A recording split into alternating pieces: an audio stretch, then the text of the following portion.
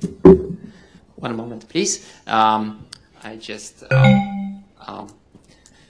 want to introduce myself. I'm Deputy Director of Department of Social Surveys in Central Statistical Office, and here I will present information about our research that we done about volunteering work measurement. And this was the first time when public statistics of Poland engaged in measurement of volunteering, and it was the first time in Europe when the international methodology of volunteering work measurement was implemented. It was first time in Europe and second time globally. First was South Africa, but I think it's interesting that that we sorry, should be okay.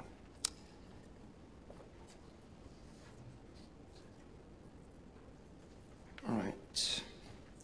So, the title of my presentation is Economic Weight of Unpaid Voluntary Work Outside Own Household in Poland.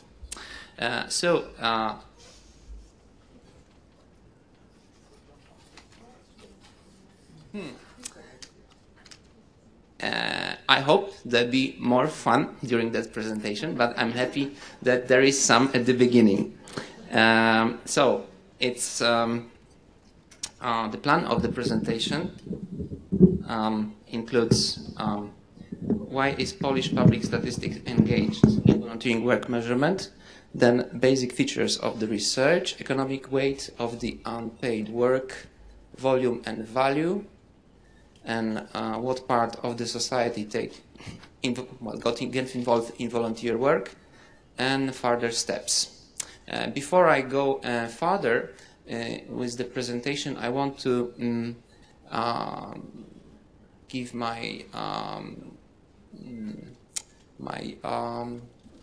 to express my gratitude to my colleagues Karolina Goś-Wójcicka and Anna Knapp, who are here, and they helped me a lot with this work, and actually they were a very important person in doing all the research also. So that this presentation is possible is due to their involvement, engagement, and hard work. External factors. Oops, so to start with, I wanted to tell what were the factors that that influenced the fact that public statistics engaged in such a strange topic as volunteering, because it is a bit strange for public statistics to deal with such kind of topics, and that's really unusual. So actually, there were several general calls for data on volunteering. First of all, I should mention Beyond GDP initiative and all the calls to develop some new indicators of social progress, sustainable development, well-being of nations, etc. And in general and in particular, social capital and human capital.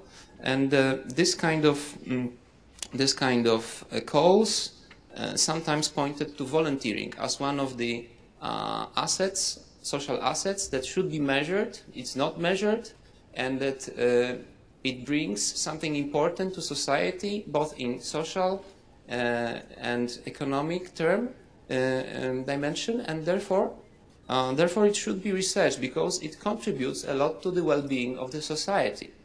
So, other specific calls to do the research on measurement of the volunteering was the International Volunteering Year 2001 and resolution of UN General Assembly in 2001 calling to measure actually economic value of volunteering.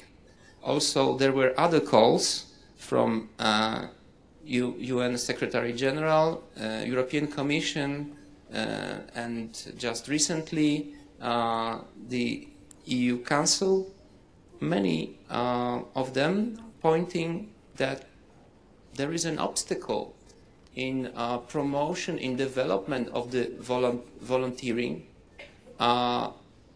which is actually this constraint lies in the fact that there is not enough data, and that the data, even if they are difficult to compare, they are sometimes too narrow, and mostly they don't provide any information about the value, economic value of volunteering.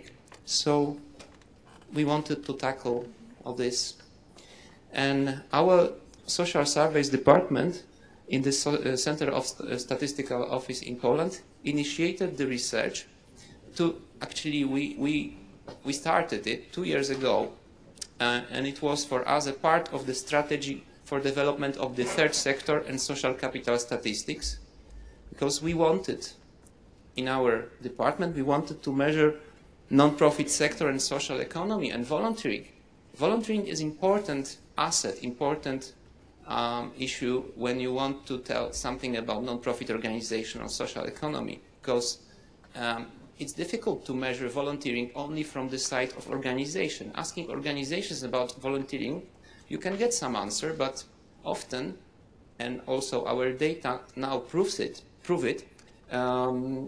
you get too low estimates of volunteering if you only ask organizations. So we wanted to complement this data that we have. Also, dealing with human capital, which is also in our department research topic, includes such thing like volunteer work, because volunteering work is a part of workforce and therefore part of human capital of a given country. Also, volunteering is important for social capital measurement, because with the volunteering, you can see what are the social nets that people invest in, and actually, our research also tries to answer that kind of questions. So, also other circumstances that contributed to this, that we started the research, were participation of our office in the ILO Technical Expert Group on Volunteering Work Measurement. Also, there is a tradition in our statistical office to pioneer with new models of labor force survey, and this is, let's say, part of this spirit, partly in this spirit, well, along with this spirit, we started wanted to develop this model of labor force survey dealing with volunteering work. And also European, last but not least, European Volunteering Year, which is luckily during the Polish presidency of the EU Council, and it was kind of a lot of these factors that finally helped us to get through all the difficulties, bureaucratic and others, to launch the research. What are the basic features of the research that we've done? First of all, scope of the research. It was a broad scope because we used the term, we followed the methodology of ILO, was just developed, and according to the manual, there should be the volunteer work should be understood in the broadest meaning, including both work for organizations, institutions, and groups, as well as directly for the people outside own household, like for relatives that we do not live with, friends, neighbors, strangers, also for natural environment, community, society. Of course, the issue of volunteering, of whether the engagement, spending free time for helping people from the family or friends is, let's say, controversial for many people, and very often it's not included in the volunteering. So we do not tell it is volunteering, but we just measured it. And it's like to have more information. For some people could be that they take it as a whole, as a volunteer work. For some, they can separate and say, okay, only these activities that were done in the scope of organizations, or they are not for the relatives or friends, they can be included as volunteering. Anything else should be excluded. And that's not a problem. With our data, we can use both approaches. So, in our research, there is volunteering work through organizations, which is often called formal volunteering, and direct unpaid work performed individually and directly to persons who are not members of respondents' own household. So these were the two main types of voluntary unpaid work that we measured. We measured them kind of separately, and we can present now the results. So also the scope of the research includes data on the number of and profile of people engaged in volunteering activities. We gather the data on volume and time devoted to performance of the volunteering, and we have characteristics of the type of work that was done. It is very important, this characteristic of activities that were performed, because with these characteristics, specifically with the International Standard Classification of Occupations, this ISCO code, we can refer the data on the activities that were performed by our respondents, by people who volunteered, we can refer them to the data on salaries, on wages, with which similar work is being rewarded in the market. Therefore, we can establish the value of volunteering. What kind of terminology we used in our questionnaire? We used descriptive term. We haven't used straightforward term volunteering or voluntary work, nor voluntary work, because in Poland they don't function. There is a lack of commonly shared definition of volunteering. Plus, if some people understand volunteering, they understand it in general in a narrower sense than we use it in this research. So we used other phrases like unpaid voluntary work outside own household, and then we gave examples and all definitions. Type of survey was it was a model to the labor force survey. Population that was surveyed were Polish residents age 15 and more, living in households. So this kind of, and we used rotating out subsample. We surveyed altogether nearly 9,000 households, 13,000 respondents. So it was a very large sample. Additional data source was, okay, I should finish, okay. Okay, so I'm just at the beginning.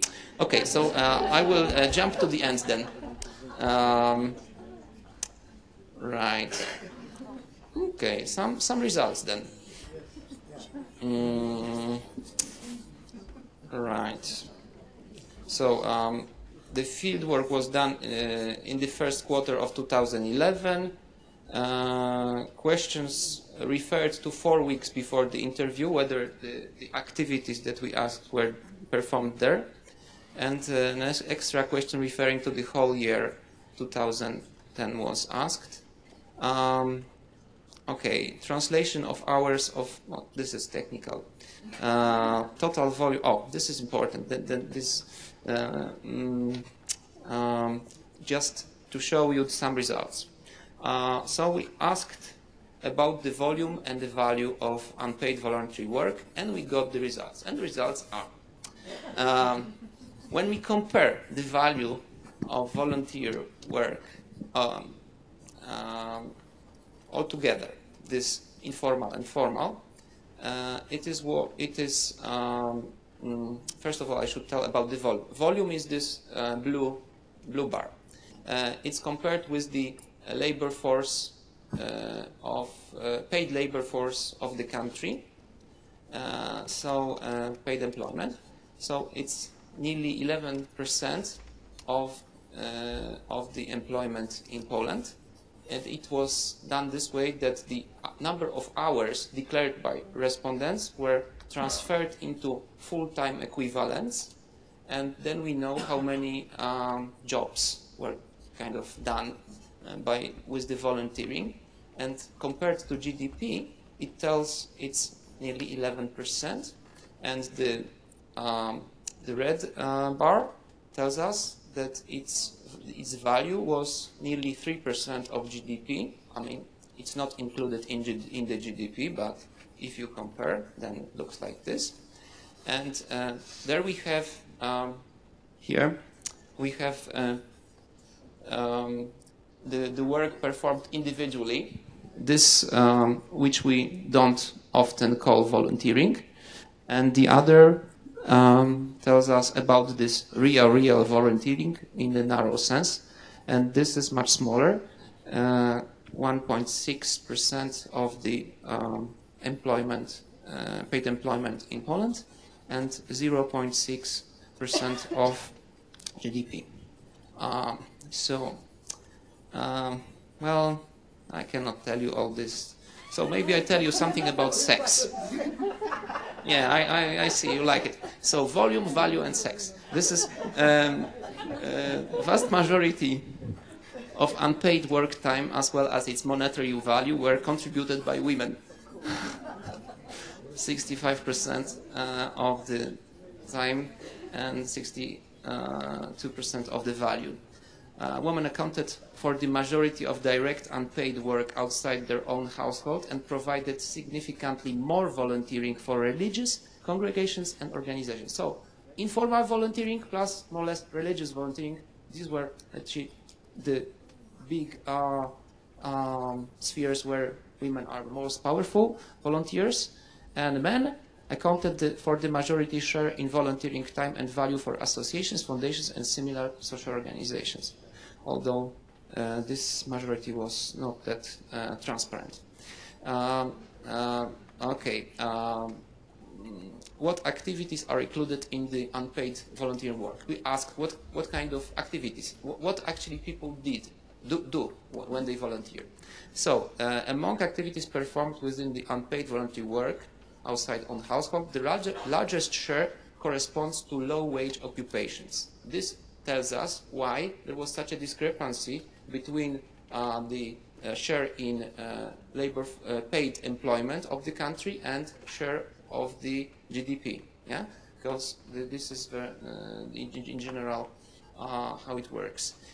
More than half of volume of the all unpaid voluntary work is about providing personal care services, like taking care of children, elderly, or sick persons. This is mostly included in this informal volunteering. And the second major type of unpaid voluntary work are elementary occupations, mainly related to cleaning, shopping, etc. So very basic, simple jobs, not well paid.